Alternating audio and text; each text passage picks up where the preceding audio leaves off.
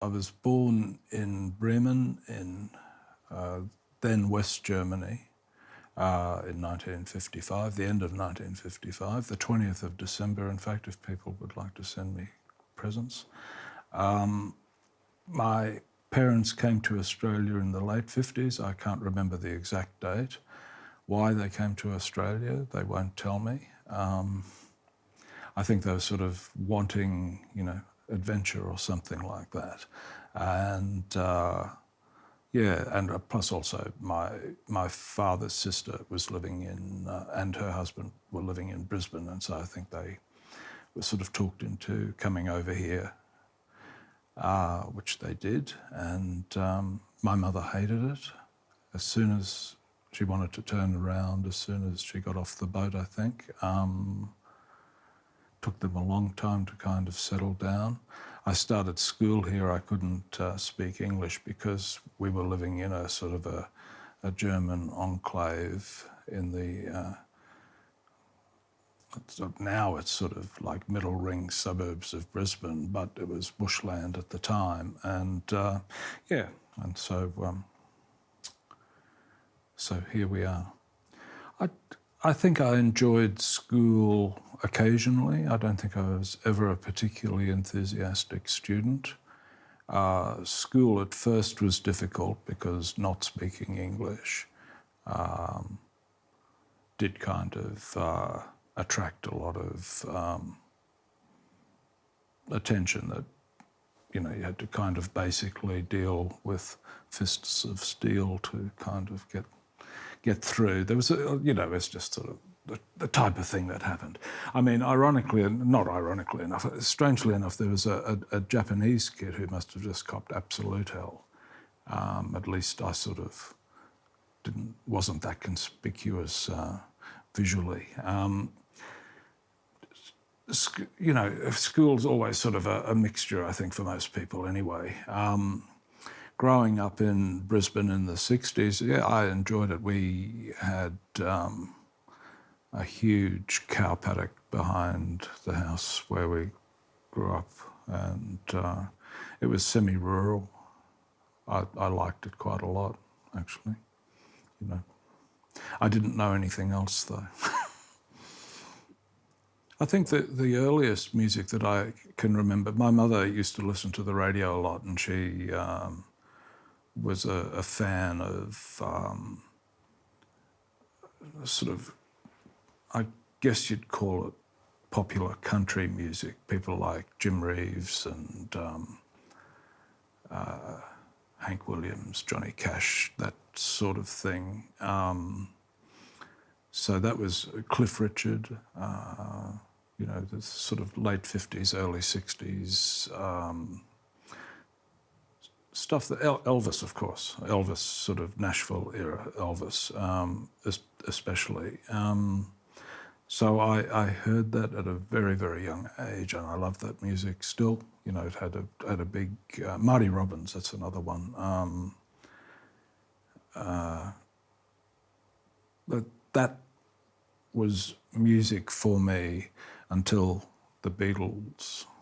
Then Love Me Do was kind of, for some reason, that just had just immediately caught my ear, and that was kind of the change. I didn't stop liking the stuff that I liked before that, but it suddenly opened up a world of something else, something that my parents actually hated. So, but it wasn't sort of, that wasn't the reason why I liked it. I wasn't sort of old enough to be thinking in terms of I need to be I was only about 8 or something, so 8 or 9, and it just that caught my ear. I immediately wanted to play guitar, not harmonica, which is actually the hook of Love Me Do. But anyway, there you go.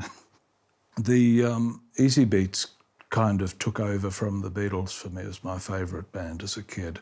I think the Beatles started to maybe move, by 65 or 66, they were sort of moving away from rock and roll, and the Easy Beats kind of just came in and filled that gap. And for years after that, the Easy Beats were my absolute favourite band. I like other things local things. Ray Brown was good. Tony Worsley in particular, also because he was from Brisbane. Normie Rowe. It was always kind of great having a sort of a local person that was doing really good things. So Tony Worsley was, Mike Ferber was somebody else. But the Easy Beats were the kings for me. I think one of the things that really kind of caught my ear was, I mean, I didn't recognise it at the time. I see now that a lot of what they were doing was sort of inspired by what the Beatles had done, but they were able, in terms of, I think Little Stevie's vocal was like a real kind of centrepiece to it, but the guitar playing was something else. I don't think anybody was quite playing the way that they were. So on the one hand, you know, they obviously kind of came out of that British beat thing, but I still can't really think of anyone that quite plays guitar the way that they do. I'm not quite sure who does what, but the other great thing, of course, was that I had been pleading with my parents to buy me a guitar for a long time. My mother wanted me to play the piano, and so she was keen that I learnt an instrument, but I really pushed for a guitar, and I think my dad thought a guitar's a lot cheaper than a piano, so I got a guitar. And because they were German, we bought a Hofner guitar. And the first time I saw the Easy Beats on television, of course, George Young had what I think it was exactly the same guitar, or very similar to the one that I had, which was, you know, being 10 or 11 or something and seeing that. Couldn't be better. I just immediately had to form the Easy Beats fan club kind of thing with myself as self-ordained president. I think I was the only one at school, the only member. It was just something so distinctive about their writing. It's hard to put a finger on. I mean, you can kind of break it down into one thing that I think was that influenced me in later years was the not actually playing full chords a lot of the time. There's actually just this sort of partial chords, which they did a lot. That really sounds unique. The first Easy Beats song that I can remember hearing was Come and See Her, and it just didn't go back from there. You know, I think what was on the B-side, Funny Feeling, and then Friday My Mind. But I think Friday My Mind gets a lot of attention, but I think the B-side, Made My Bed, Now I'm Gonna Lie in It, is actually better. That's that line about, you know, tried so hard to be a man, is just, nobody was doing that kind of lyric, you know. I mean, that's up there with the stuff that I think, you know, Pete Townsend or Ray Davies were writing, and so they were up there, and they continued that run for a number of years. I have no idea why it all collapsed and why they weren't bigger. As I mentioned earlier, my parents weren't keen on long-haired music, and didn't make it that easy for me to kind of go. You could possibly see those bands in an underage context at the exhibition. They would have, in the Sideshow Alley, they'd have those bands. I remember the marquees with the funny painted heads and things on the tents. I always wanted to go. I was never allowed to. So, no, I dipped out. I met Bailey, we were in grade 9 at Oxley High School. I'd gone to Oxley the year before. In Queensland in those days, you started high school in year 8, and I did year 8 there, and then Bailey turned up. I think he'd been expelled from a high school in a nearby suburb, and so which was already sort of one of the, I think probably, anyway, he got downgraded a little bit going to Oxley High School, and that's where I met him. And I think we either met in detention.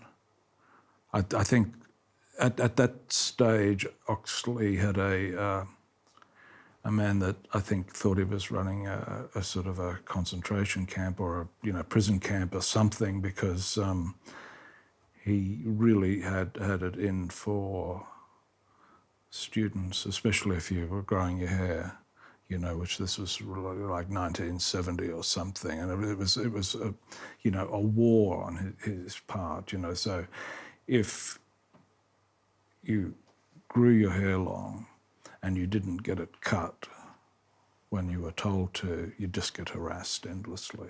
I mean, it's one of the reasons why you can't possibly enjoy school in that sort of an environment, It's not the army. But anyway, that's where I met Bailey, and he had long hair and was in trouble for it. And I had long hair and was in trouble for it. And just got to talking and happened to have a sort of, as any conversation that people would have with me in those days, it didn't take very long to start talking about music. And if people weren't interested, the conversation would sort of die out. I didn't really have a heap of other interests, a bit of science fiction, vague, maybe a little bit of film, but not that much. Music was the main thing. We didn't start talking about a band for it probably took around about maybe a bit over 2 years before that happened. I was planning it, but I didn't see him as being involved in it. I was writing or trying to write, and had a sort of, the idea sort of took a couple of years to kind of evolve, but no, I kind of Chris came into it by accident in a way, even though we were good friends. It was just never something that came up. It was Chris, Ivor Hay and myself, and we formed, it kind of came together in a slightly odd way. I'd been playing guitar, and we'd all shifted high school by this time. We'd shifted to the neighbouring, upgraded to Corinda High School at the time, which was a much more sort of liberal environment. They had a student council, and in fact seniors even had a smoking room, which was not that anyone used it that much, because you just go down to the back of the Oval anyway, but it had a very different environment, much more sort of easygoing. They've stopped that now, apparently. But I'd been sort of, I guess, boasting to kids at school. Boasting is possibly not the way to put it, but yeah, I was sort of talking about wanting to form this band, and I guess sort of big noting myself just by virtue of the fact that I was talking about playing guitar and how I wanted the whole thing to kind of work. And so anyway, we were at a party. It was a school party, and there was a school band playing at this party, and they were a school band doing covers, and they weren't very good. And so some of my friends kind of encouraged me to go up and play with them. And I asked them whether I could borrow a guitar, and one of them said, "Oh yeah, that's okay." And then I started playing, and then they stopped, and I was sort of left there by myself doing. It was kind of a variation of a Troggs song called "I Want You," which is sort of, if you don't know it, it's like a variation of Wild Thing. And it was starting to bring the house down. You know, it was pretty full on, and Bailey jumped up on stage, as did Ivor, and Ivor started playing piano, which is what he was playing, and Bailey started singing along, and I think it went over. It was probably, you know, a bit polarising, but it went over well, and that was that. That was it for quite a while, and I was actually a bit nervous about asking the two of them, even though I'd known them for years, and I spoke to a school friend of mine, a guy called Andy Connell, who was an American. He and his family were living over in Brisbane for a little while, and I asked him, "What do you think? Do you think I should ask?" And he said, "Oh, definitely. It was just fantastic. Never seen anything like it," kind of thing. And so I asked both Chris and Ivor, and they agreed. They were quite excited. I think everybody was kind of just a little shy about, you know, being the first person to suggest it. So I was. And I had, you know, ideas for songs and that kind of thing. When the band started, I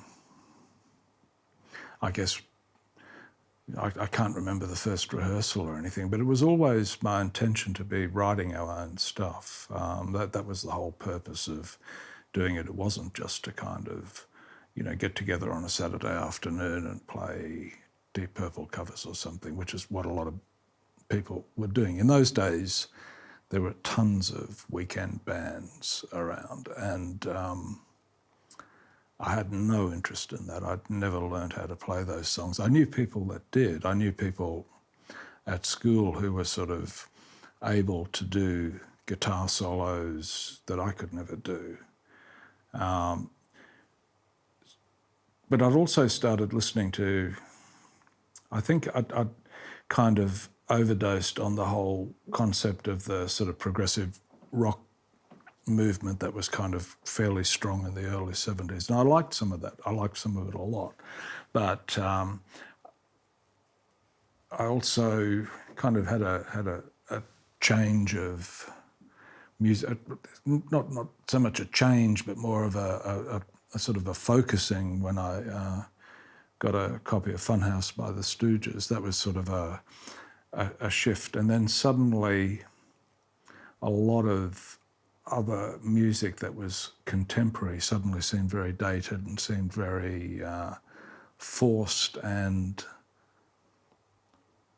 just lacking in the sort of energy that I was wanting to hear in music. So that record made me look backwards. There weren't many contemporary bands in Australia in the early 70s that I can think of. I mean, I'd make an exception for, say, something like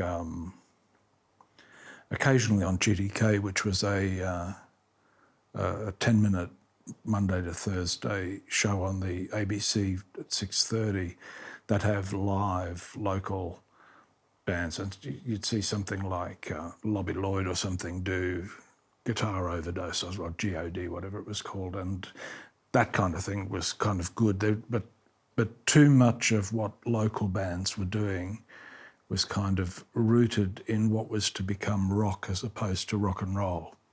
And it's a rhythmic thing. And Billy Thorpe, as great as the Aztecs were to a certain extent, that was rock, and I was wanting rock and roll. And I think we kind of all agreed on that as a band, you know, or at least I sort of bullied the others into agreeing on it, because I wanted to sort of get back to the 50s. That's what, when I heard Funhouse, to me that was sort of like Bo Diddley or something, you know, and I started looking back at that music, and that's what we introduced into what we were doing. And oddly enough, that appraisal proved to be incredibly accurate when I heard the Funhouse recording sessions, and every song starts as a Chuck Berry song. every song then evolves into what it is, sort of thing. So it's a great, great document, and interestingly enough, I picked that up. So the situation in Brisbane in the early 70s, as far as band work went, was really quite restricted. The venues were there, but they were all kind of controlled by one or two agencies. To get work in those venues, you'd have to get work via these agencies, and these agencies basically determined the type of bands that they would put in, which were all cover bands. They were all supposed to be professional entertainers, so they would all have certain sorts of outfits, and they would all play a repertoire of fairly contemporary. You'd have the pop end of the spectrum and you have the rock end of the spectrum. So you had the, whatever was on the top 40 charts to whatever was on the top 40 album charts kind of thing. You wouldn't go beyond that. There were, as far as I knew, hardly any bands that were doing original material.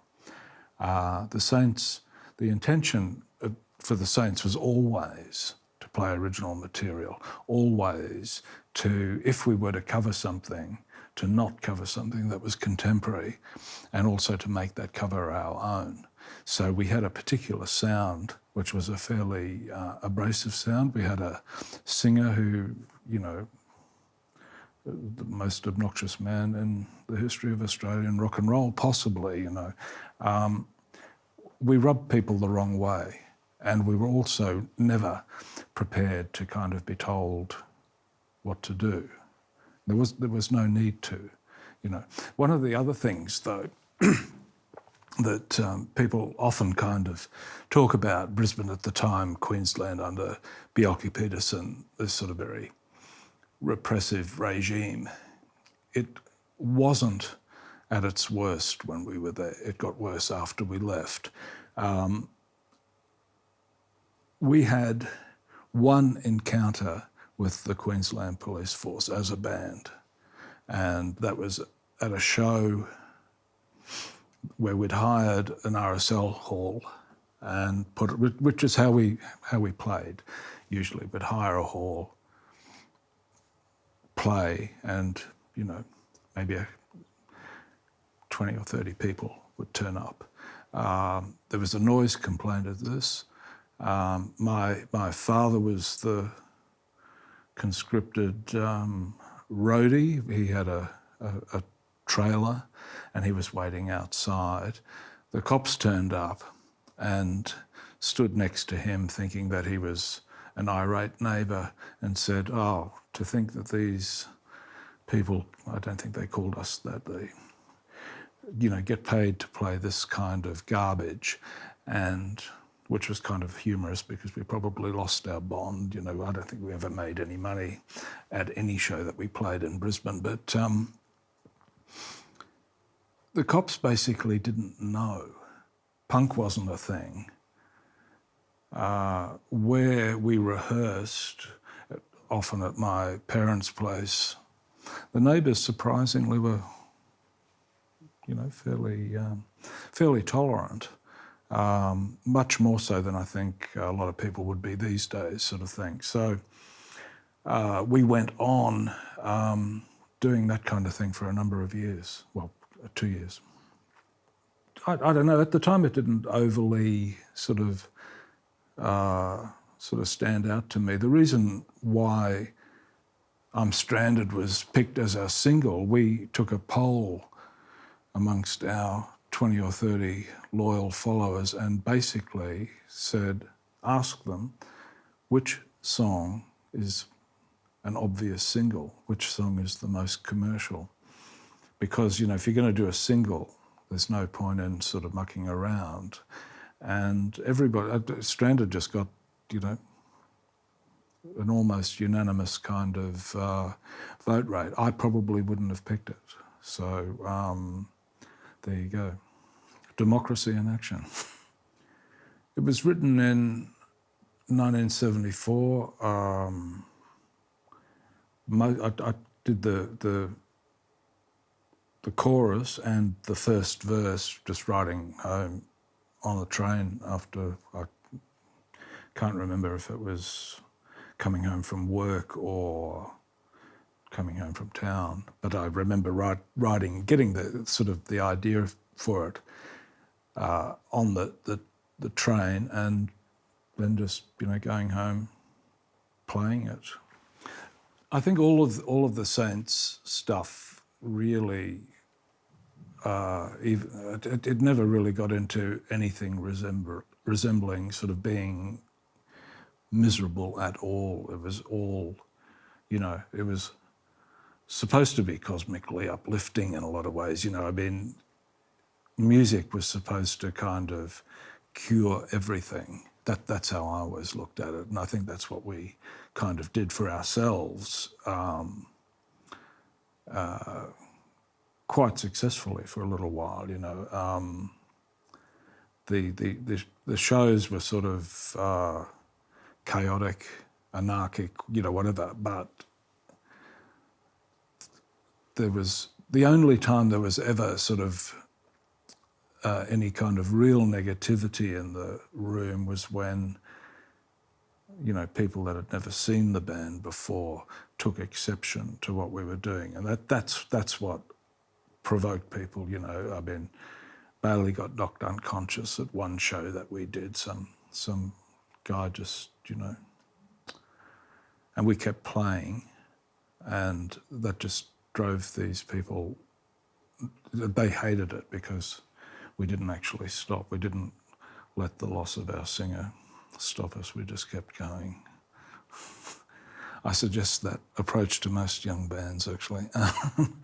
But no, it was, Stranded wasn't a negative song. It was affirming, I think the response overseas was what kept us going, because the local response was a little perplexed and negative, which to some extent I guess we sort of expected, but I sent copies to every paper that I could find in town, basically, and just send physical copies off, having no idea whatsoever except to just, write to the editor and enclose a single with a brief handwritten bio and a photo. And I mean, these days that would just go straight into the bin, whereas in those days, one of the funny things that happened in the UK was, and I heard about this a few years later, that a lot of the media there that basically thought that this was a hype, a thing that a British band was doing, saying that they were from Australia, and to kind of basically just get a little bit of extra attention. Nobody believed that we did come from Brisbane. People in Brisbane didn't believe that we came from Brisbane, and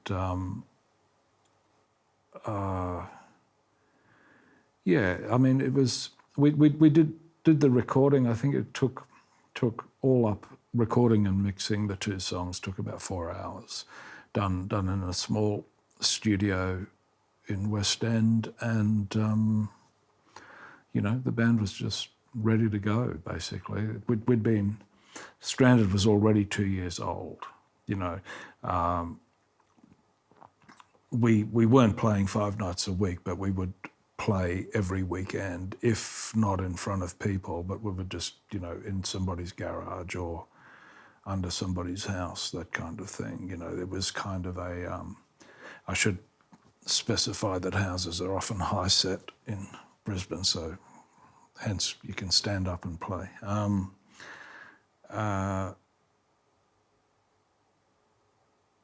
So, we weren't inexperienced, but nobody had a clue as to how the actual recording would go, except that, I'd always recorded our rehearsals on cassettes, and this sounded better. When we did the single, I was aware of the Ramones. A friend of mine had bought that, and my first thought was, Jesus, people are going to think that they're quite a different group, but given that there was nothing remotely like us, and then suddenly there was something that you could sort of make a comparison with, that kind of bugged me a little bit. I wanted to, in a lot of ways, I just wanted it to be this totally unique thing. I wasn't actually all that concerned about becoming famous. I just wanted there to be nothing like the Saints. And in a way, that is still kind of true. But when we got to the UK, with the reception that the single got, I think was due to the fact that punk was starting to take off in the UK. Suddenly there was this stuff. Nobody had heard, none of those bands had been recorded by the time, I'm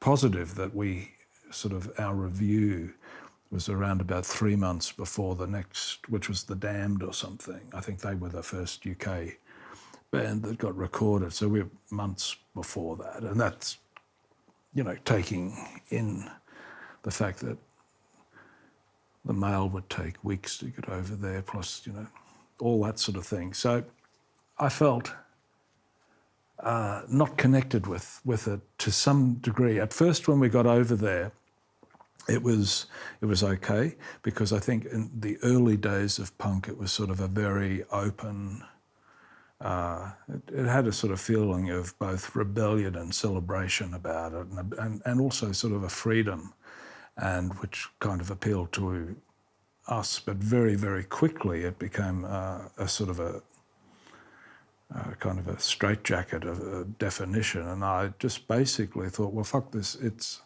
we've been doing this for years. I'm not going to, be told what to do by these people. We'd get audience. Our first tour of the UK was great. The next tour, we suddenly had people kind of criticising Bailey because he had longish hair, that sort of stuff. The sort of thing that didn't, oddly enough, happen to the Ramones. I think the Saints were hit by two things. One, we were Australian. Once people actually realised we were Australian, that wasn't a particularly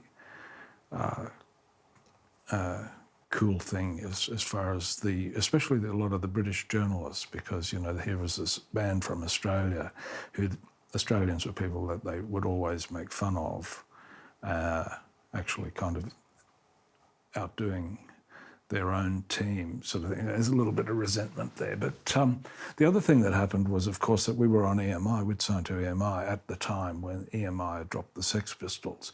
And so suddenly we were not only Australian, but we were also seen as class traders or something. And it was really annoying, So we were put into a position of having a slight defensiveness, I suppose, and so went out of our way to kind of make the distinction between what we were doing and what other bands were doing. And there is a strong musical difference anyway.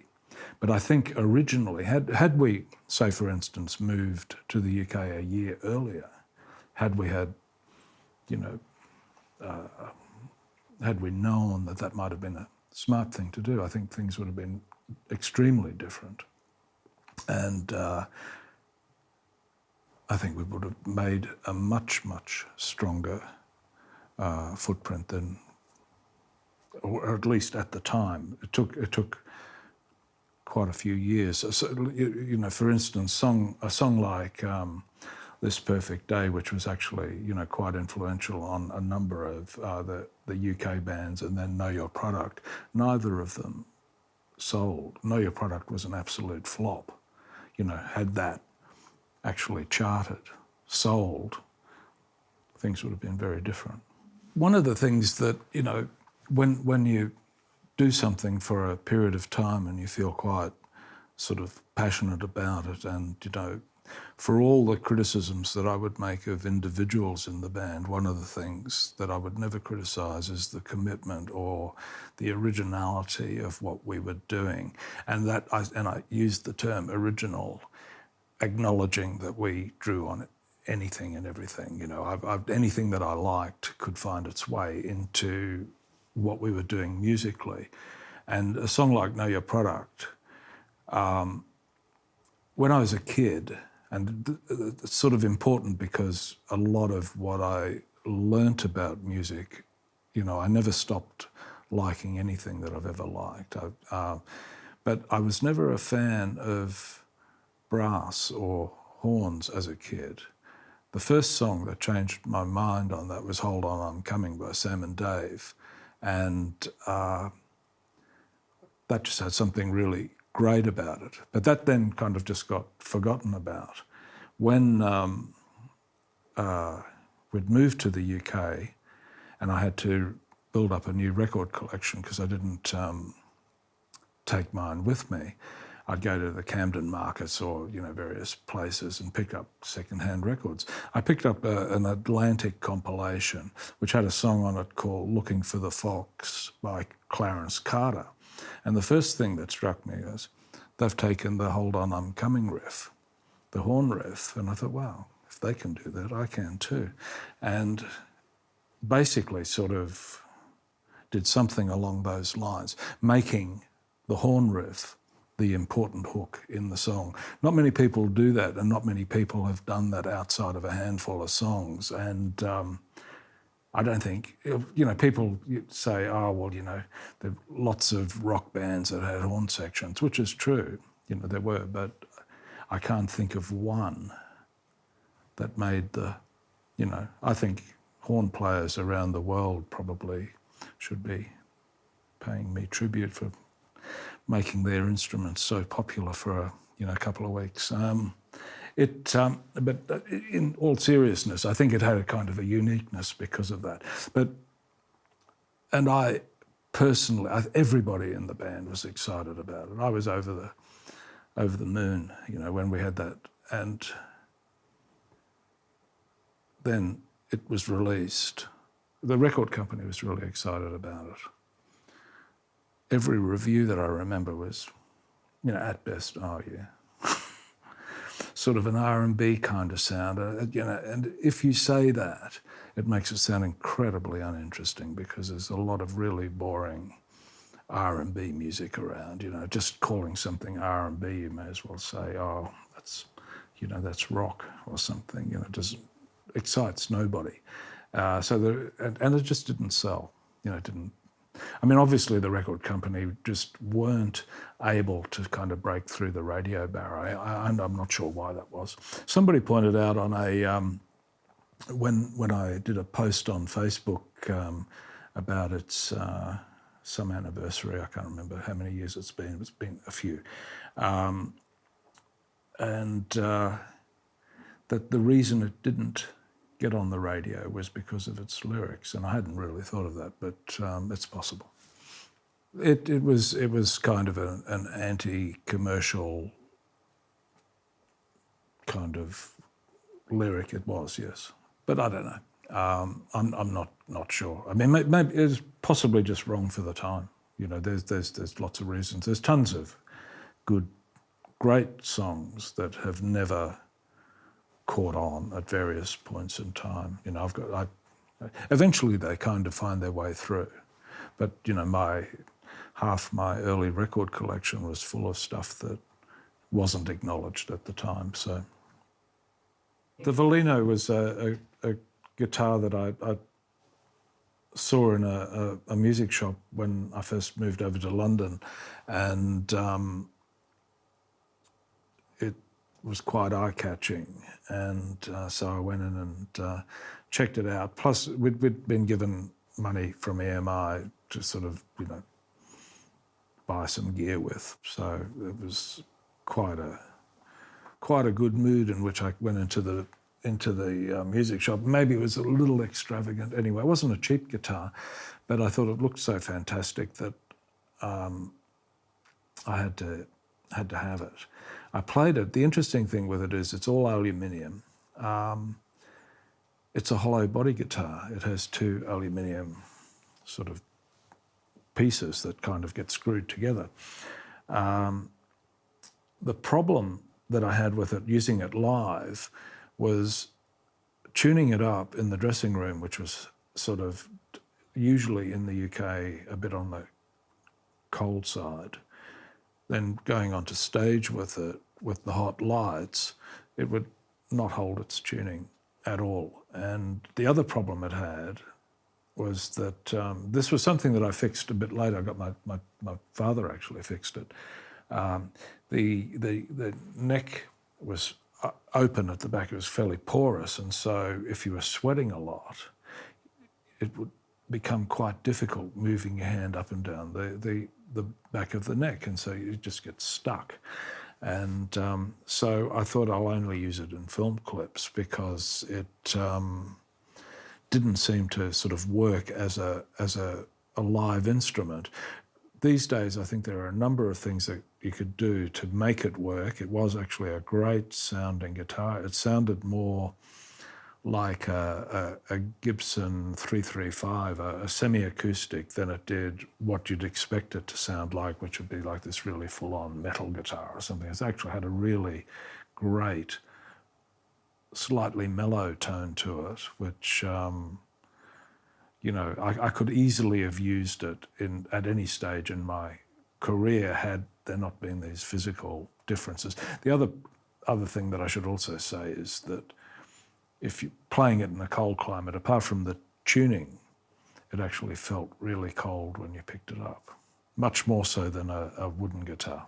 So it had those drawbacks, but it's the guitar that I used in the Know Your Product film clip, and I think the Know Your Product film clip was the only dedicated film clip that we did outside of I'm Stranded. So it would have been used on something else. I think I could have used it on, you know, had Swing for the Crime been the next single, I definitely would have used it in that. I mean, you could, you know, I'm sure I had ideas about using the reflections as some sort of, you know, in some kind of spaghetti western kind of way.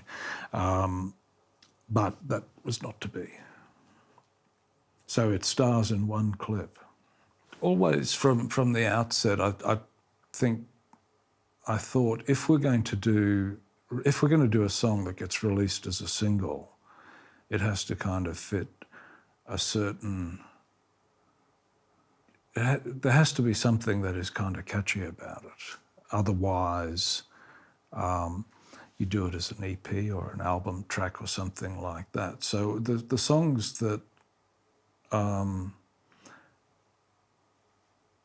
I or the band, you know, we've all kind of consulted on this, picked, were always songs that we thought had a chance to sort of be singles. They were good singles. Otherwise we would have just done them on albums, sort of thing.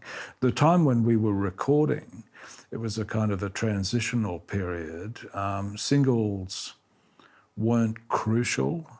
They were good to have, but we were coming off the sort of the back end of the kind of heavy rock era where singles actually, a lot of bands didn't even want to do singles at that time. But the Saints weren't Led Zeppelin or something, and so there was no snobbery about the notion of singles. I liked singles, you know. I had a great collection. A lot of stuff that I liked only came out on singles, so I liked it. But it had to be, you know, from my perspective, it had to be up there with, you know, the bands that I liked in the 60s. Otherwise, do it as an album track or something. I think one of the things that happened after the Saints left Brisbane, punk then came to Australia about a year after we'd been overseas. In fact, punk kind of started in Australia when we recorded our final album.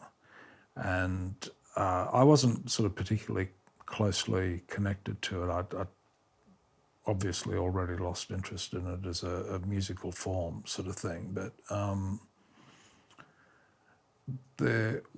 suddenly there were just dozens of bands springing up all over the place, and they were kind of punk in the UK sense of the word in a way, but would have these sort of slightly eccentric, living in the subtropics, that isolation. So there was still something sort of a little bit odd about them, but I think a very different generation to the Saints. One of the things that they did experience was suddenly, because the tabloids were writing about punk, suddenly the cops knew that there was something going on.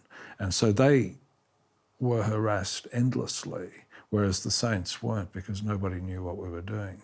The Saints the Club 76 was across the road from the police barracks. It just happened to be at the wrong end of the one-way street, so they never bothered turning. The club wasn't closed because of police harassment.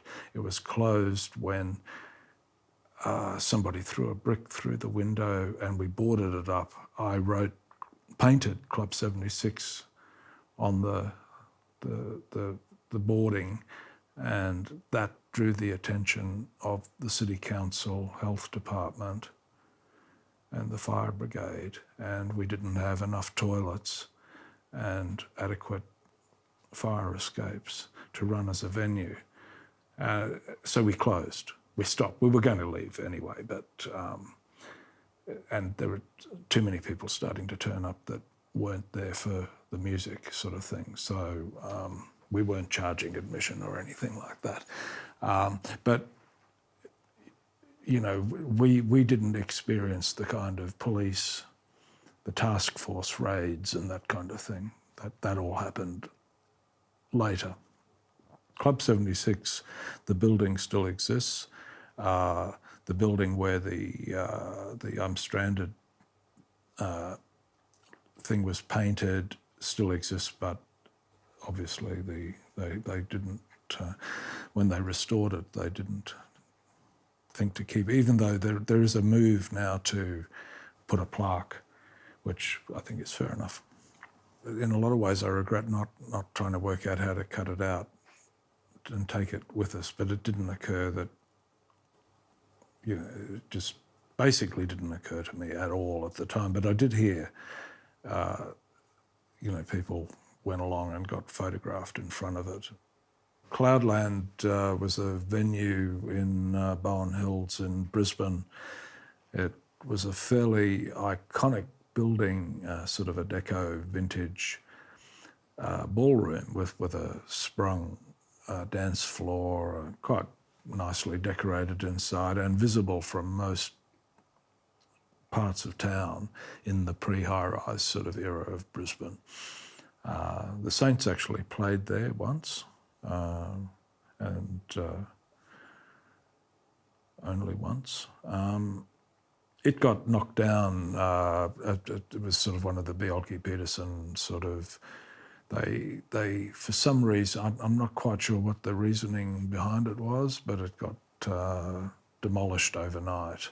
There were a number of sort of heritage, buildings that should have been heritage listed that were demolished in that way. It happened after I'd left, after the band had left, and I don't, I wasn't there, so just heard about it after the event, sort of thing. When the Saints left Brisbane and we hit Sydney, I'd only just heard of Radio Birdman. I think had just had an EP put out, and they made contact with us. Rob Younger made contact with us, and it was kind of all friendly, but it was also extremely sort of. There was an element of it being fairly territorial. I think Radio Birdman were definitely the kings of the Sydney scene, and they weren't going to give that ground up to anybody, whereas we were sort of just, the fairly irreverent sort of country cousins that had moved down and not particularly respectful sort of things. So there was possibly a little bit of tension. But Sydney was never the final destination as far as I could see. You know, we played Melbourne, I'm not sure how many times. It may 2 times. I mean, the band was only out of Brisbane for a few months before we were in the UK, kind of thing. So Melbourne was initially a much more welcoming place. I didn't have much of an idea as to any people in the audience being in bands or something. Some people introduced themselves. Roland Howard and Ollie Olsen came to every show, and you know, but I think they were just starting. I don't think, you know, they really had much of a. Wasn't like they gave me a cassette or something. This is what we're doing. It was just sort of. It was that early in the piece for them. So, but they were enthusiastic. You know, that was kind of quite nice, because our agency in Sydney would do odd things like put us out in playing the Hurstville Civic Centre supporting the Ritchie family or something. And the Ritchie family were a disco band, an American disco band, and our management seemed to think that that was okay. You know, it was sort of, a lot of people in the industry really had no idea what was going on. And we weren't experienced enough to just take absolute control of it. It wasn't as though, you know, our record company in Australia had a lot of regard for us. They just basically signed us because they were told to by the UK.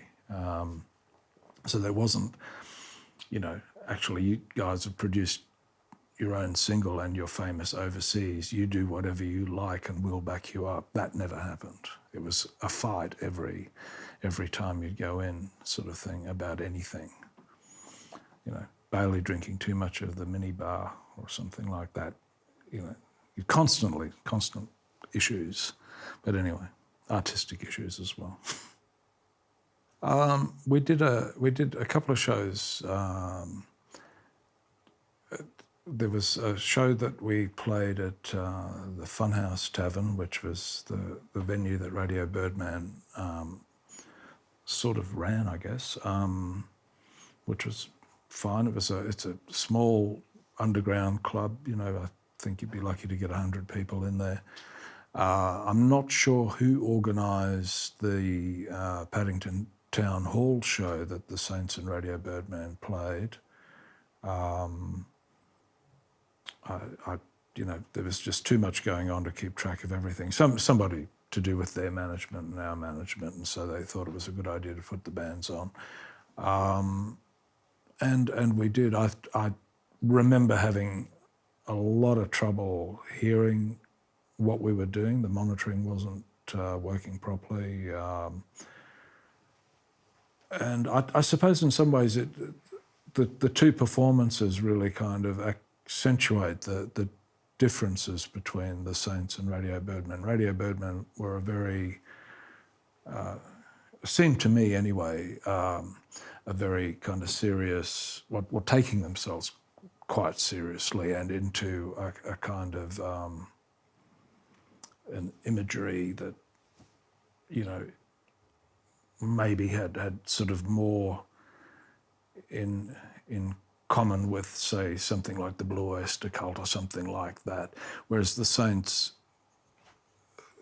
never considered doing anything remotely like that. And I think Bailey made some comment about the Hitler Youth providing the props or something, because they had all their banners back of the stage kind of thing. I don't think that was a very popular thing. I don't think that went down very well. It was sort of odd though, because all their posters had sort of Wehrmacht soldiers and stuff like that, and you sort of think, well, you know, are you kind of blind to that? I thought that was funny.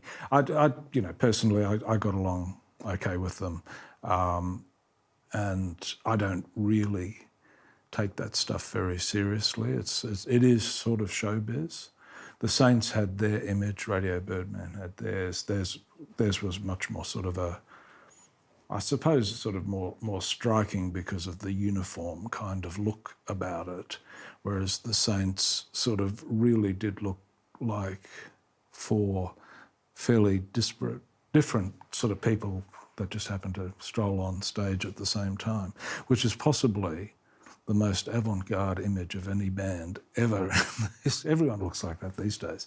But at the time, everyone kind of assumed that, it wasn't anything. But everyone was conscious of what we were doing. It wasn't like, we forgot to put on our band outfits or anything like that.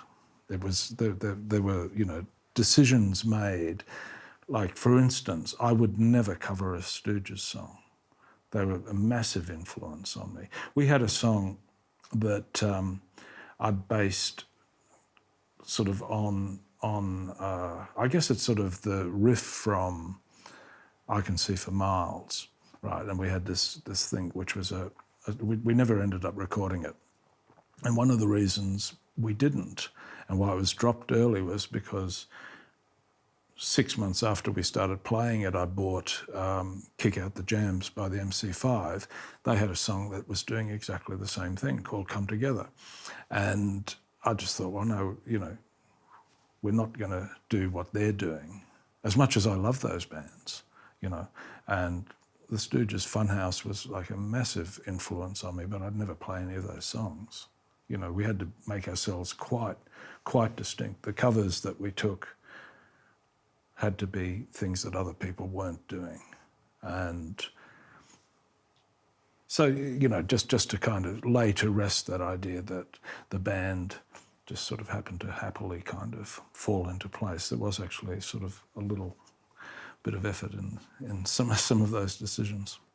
I think Radio Birdman were, at that point in time, were one of the most impressive live bands that I've ever seen. I was really impressed by them and immediately felt very competitive and just thought, well, in Brisbane in a way, we had no competition. There was nobody doing anything remotely threatening. So in a way, it was sort of a fairly relaxed situation. Seeing Radio Birdman, they were a powerful live band, and I liked them. But, yes, completely sort of different background, different sort of outlook on just about everything. And that's fine. I mean, that's one of the things that kind of makes both bands stronger in some ways, is that, out of Australia you had these two remarkably different bands from, I think possibly the Saints started a bit before them, but you say early 70s bands that started with no knowledge of each other's existence, and both playing rock and roll, but both playing it really differently and just completely, it's sort of the pre sort of internet era in a lot of ways, where you're really talking about regional differences kind of thing, which is something that I really like, when you travel around and you go to different places where it hasn't sort of become homogenised. And I mean, I'd say Radio Birdman were ultimately a much more influential, well, maybe not much more, but a more influential band in Australia than the Saints were. I think there were far more bands that kind of tried to emulate them. I think they presented an image that, and maybe a sound as well, that was sort of possibly, bands felt that they, it was kind of like a not straightforward, but it had the Saints kind of changed a lot, and Radio Birdman maybe not quite so much. What we did was record quite a lot in a short period of time. In between June 76 and May 78, we essentially started our recording career and finished it, sort of thing. So we did 3 albums, some singles, bits and pieces. But the 3 albums are sort of the main That's kind of the main legacy, I suppose, because the singles were largely included on the albums. Why we were able to do that and also tour as much as we were doing was because I'd actually written a lot of that stuff. Most of the second album was written before we recorded the first album. It kind of got rearranged for the second album because suddenly we were in a situation where I could overdub things if I wanted to. You could add an acoustic guitar, you could add different flavours to things. And plus, of course, I discovered the joys of the horn section. And so that was all really, Know Your Product was kind of new, of course, but a lot of the Eternally Yours album, half of it dates back to pre-I'm Stranded. When Know Your Product kind of failed to take off, and there's a couple of things that happened there. The A&R department that signed the band had changed twice in that period of 6 months or whatever it was, 9 months. The people that signed us were really on side, really enthusiastic. The people that took over from them were still on side, enthusiastic. Though when Know Your Product didn't chart, and in fact, sold some incredibly pathetic amount of copies, actually, a few thousand copies or something, which for a major label is, it just doesn't even rate as a record kind of thing. And so suddenly there was sort of a little bit of cooling off on the band. We had done a tour. We had a horn section on the tour, and it just didn't go over. People just did not want to see a horn section on stage with the Saints. Plus also, I think, partly because I think Bailey made them wear tuxedos or something, and it kind of was just such a an odd look for the time. It was actually the recordings of the tour. They're fantastic. We did some really good versions because we added horns. I added horns, a horn part to Messing with the Kid, for instance, and all that stuff worked really well artistically, but it didn't work in terms of what audiences were after. And so tension started to kind of rise, I think, for various reasons, which I won't go into here. But anyway, so Chris sort of left after that tour. I think he's getting pressured by his girlfriend. I was getting really miserable, and I think probably becoming quite difficult to kind of be around because I don't think I was ready for that single to fail in the way that it did. And so when I sort of get into that kind of bleak state of mind, I think I'm fine when, I'm feeling euphoric, but when I'm getting bleak, then I possibly am a difficult person to be around. So anyway, Chris left. And, but I'd started to write quite a bit when we moved to the UK, and all this stuff that ended up going on to Prehistoric Sounds. And so I asked him, we've still got another album in the contract, to come back and do this. And he did. And I don't think his heart was in the recording. I think it's got some of his best performance, some of his best lyrics, but I don't think he liked it. But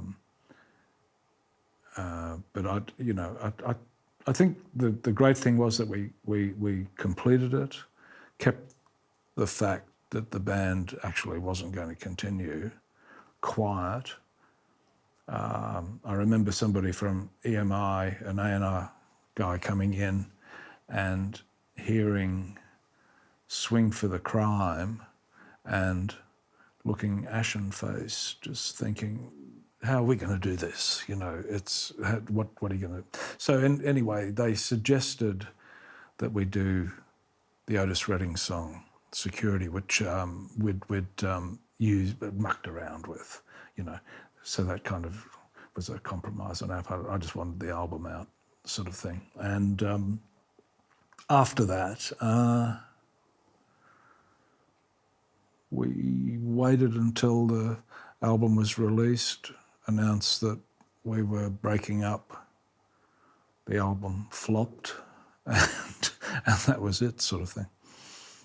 I think that a division as to where the band should go artistically would have become quite apparent after we recorded Prehistoric Sounds. Chris and I got together. I mean, there were actually a couple of attempts made to get the band signed to a different label. We didn't have management by then, but a friend who was a publicist. We had interest from EG, apparently, which was the Roxy music label.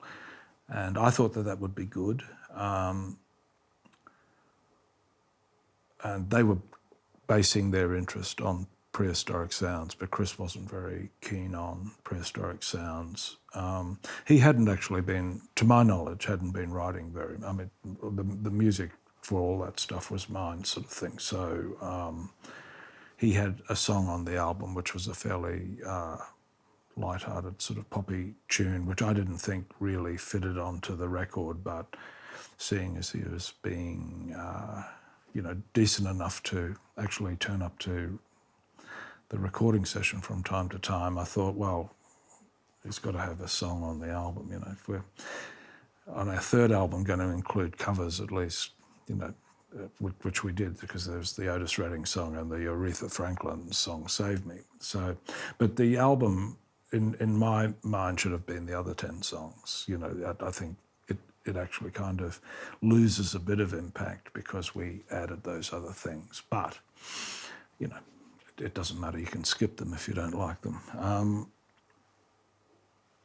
But we were, with, you know, our last sort of get-together, I presented a song that I was working on, which at the time I would have thought in some ways was kind of I was hearing it as a sort of in a way, a follow-up to Swing for the Crime, which I thought should have been the single off the album, which in turn I saw as a follow-up to Know Your Product. So the Laughing Clowns with a full horn section played by the Saints, you can extrapolate. If you're familiar with that song, you can kind of work out how that would actually have sounded.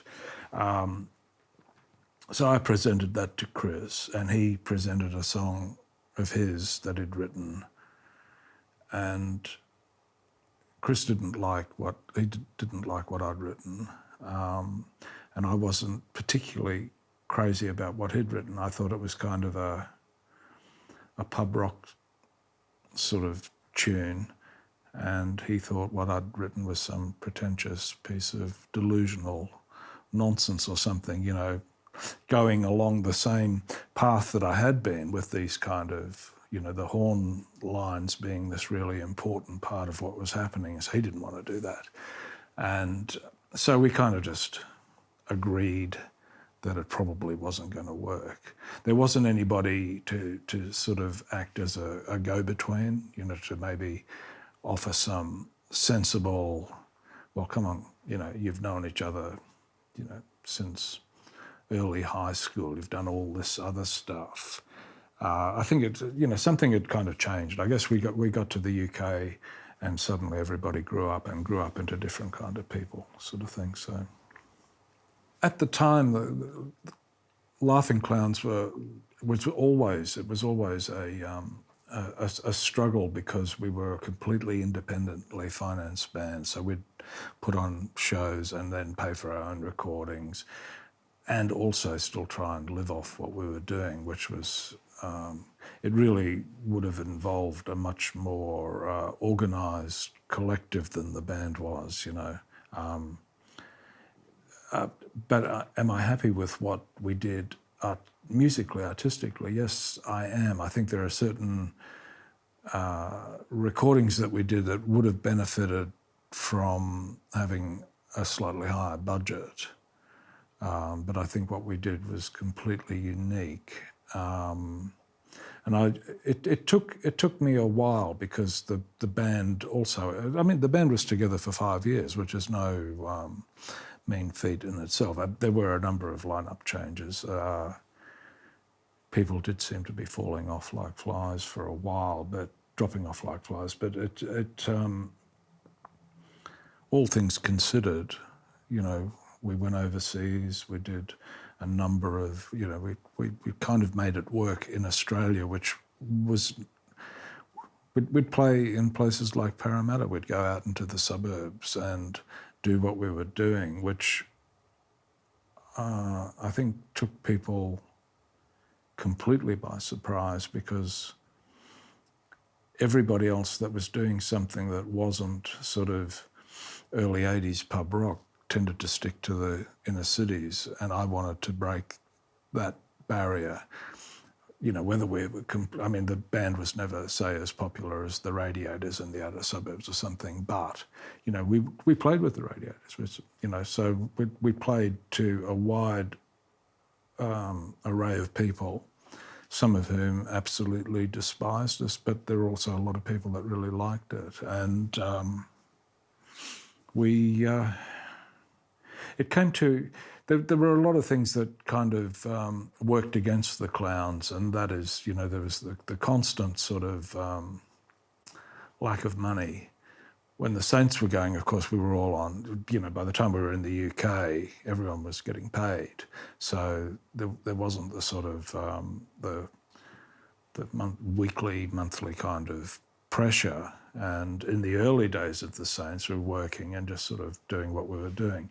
With the Clowns, I was trying to make it a, you know, a full-time band thing. And I don't know, so it was, you know, financial pressures of trying to keep an independent band going, and plus, you know, drug problems and that sort of thing, which, you know, takes its toll, and it did. And when I kind of got to a certain point, I'd also, my wife and I had had our first child during this period of time, and so suddenly I was in a completely different sort of state of existence to everybody else in the band. You know, I just had no time for the sort of stuff that bands can, you know, do when they don't have any thoughts other than asking the band leader, where's the per diem or something. So it kind of it put a pressure on me that I thought, I don't really think that, you know, I want to keep doing this basically, but I don't necessarily want to keep doing it with a band. I think the Clowns went to England because it was relatively easy for Australians to do that. And from the UK, I thought, well, we could get into Europe. And I also had the really strange idea that we could use it to get into the States. Now, the Clowns in the States in the early 80s would have just been, if that had have worked, we would have a completely different world, I think. You know, there would be a utopian environment for everybody, but it didn't happen. And there was no interest whatsoever, you know, apart from, you know, like a few sort of import stores. And there are Clowns fans in the States that are, you know, as staunch as anybody, but the idea of, say, taking the band over there and then, you know, touring the Midwest or something alongside, you know, what, I mean, you kind of thought it could possibly work, but it wouldn't have, you know. So going to the UK was the sensible thing. We had to sort of broaden it from Australia. And also there was starting to be a bit of interest in the band.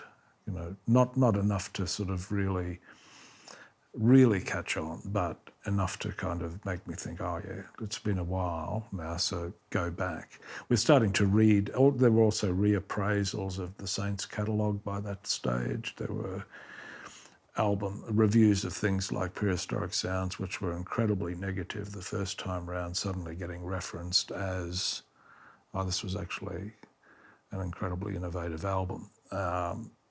So I thought, well, you know, okay, I'll give them a second chance. All the Australian bands were sort of friendly with each other. But there'd also been a big shift in the kind of attitude. I think the Saints kind of copped the worst of the sort of colonial, anti-colonial kind of attitude. That had changed by the early 80s. Suddenly it didn't matter. You know, I suppose people had just gotten a little more sophisticated because London in particular and the UK were quite parochial, given how, you know, how much of a music centre it always was. That in a way that surprised me the first time round. But it largely, I think it's just sort of, you know, some influential journalists were like that. But the exodus, everyone was kind of a little bit competitive, but everyone was also quite sort of friendly, you know. But I mean, the Clowns played with the Birthday Party and the Go-Betweens in Australia, and we played with them over there. That didn't stop, but everybody was also looking after themselves at the same time. First and foremost, it wasn't overly self-sacrificing, I'd say.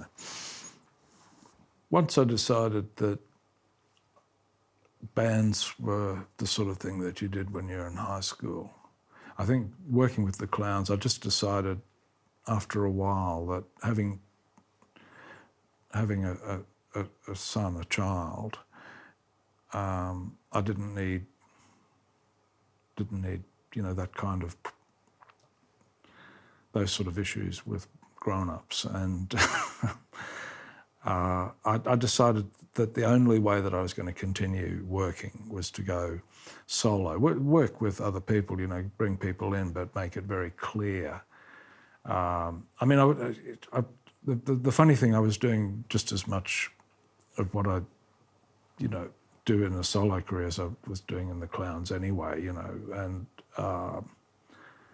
I just thought that the lines needed to be drawn a bit stronger, and basically just, you know, presented to whoever I got involved was, you know, this is a solo thing now. You know, the band gets a name, and the band name changes when there's a lineup, but it's always me plus whoever, you know. I think I've had about 20 odd backing groups in that time. You know, the Yard Goes On Forever, the Institute of Nude Wrestling, you know, there's tons of them. I don't mean to forget any of them. There's been sort of, you know, I guess relatively modest commercial success, a number of arias. It's not so much that I feel vindicated, it's actually necessary to sell records to make a living from it. I mean, it's nice to sell records because it makes you famous and people recognise you in the street and want to give you things, that sort of stuff. But it's largely, you know, I do it because I like doing it quite a lot, but I also need money to live on, sort of thing. And so, you know, I've been mostly an independent operator since the Clowns. Has been, you know, either with a small independent label or doing it myself,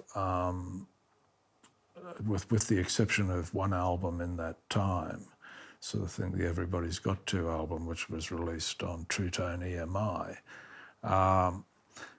So, yeah, I mean, you know,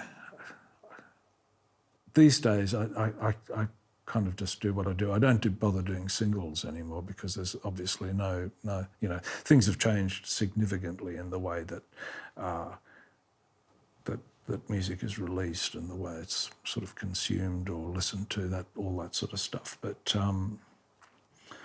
do I feel vindicated? I guess so. I guess so. I mean, it's sort of, you know, when you sort of consider that after all these years, there's still kind of interest enough in what I was doing 40 years ago to sort of get people excited about it. That's actually kind of quite interesting and good because that is a significantly long period of time, you know. That is quite nice. I had some fairly strong reservations about the reunion tour. I thought we could have actually been a hell of a lot better.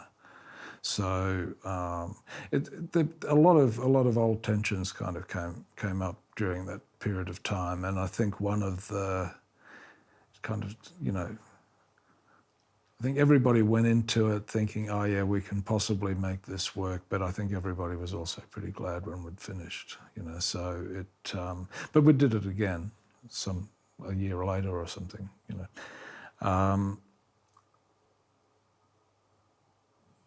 Yeah, but ultimately, I don't see it being an ongoing thing. I think the Saints, you know, as far as my Saints, we're talking about those first 3 albums, sort of thing, and that's really the end of it.